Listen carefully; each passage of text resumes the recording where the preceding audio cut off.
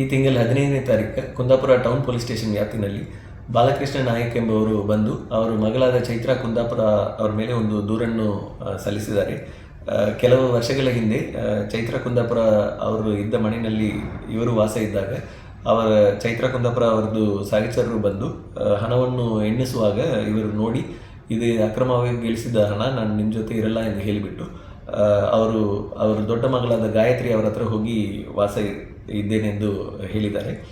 ತದನಂತರ ಚೈತ್ರಾ ಕುಂದಾಪುರ ಇವರು ದೊಡ್ಡ ಮಗಳಾದ ಗಾಯತ್ರಿಗೂ ಅವರಿಗೂ ಬೆದರಿಕೆಯನ್ನು ಕೊಟ್ಟು ಅವರ ಹೆಸರಿನಲ್ಲಿ ಇರುವ ಆಸ್ತಿಯನ್ನು ಚೈತ್ರಾ ಕುಂದಾಪುರನೇ ಮಾಡ್ಕೊಳ್ತೀನಿ ಎಂದು ಹೇಳಿ ಬೆದರಿಕೆ ಕೊಟ್ಟಿದ್ದಾರೆ ಎಂದು ದೂರನ್ನು ಸಲ್ಲಿಸಿದ್ದಾರೆ. ಇದರ ಸಲುವಾಗಿ ಕುಂದಾಪುರ ಟೌನ್ ಪೊಲೀಸ್ ಸ್ಟೇಷನ್ನಲ್ಲಿ ಒಂದು ಪೆಟಿಷನ್ ದಾಖಲಾದ ಮೇಲೆ ಚೈತ್ರಾ ಕುಂದಾಪುರ ಅವರನ್ನು ಸ್ಟೇಷನ್ ಬಂದು ಇದು ನಾವು ಕೋರ್ಟ್ನಲ್ಲಿ ಬಗೆಹರಿಸ್ಕೊಳ್ತೀವಿ ಎಂದು ಲಿಖಿತ ಹೇಳಿಕೆಯನ್ನು ಕೊಟ್ಟಿದ್ದಾರೆ.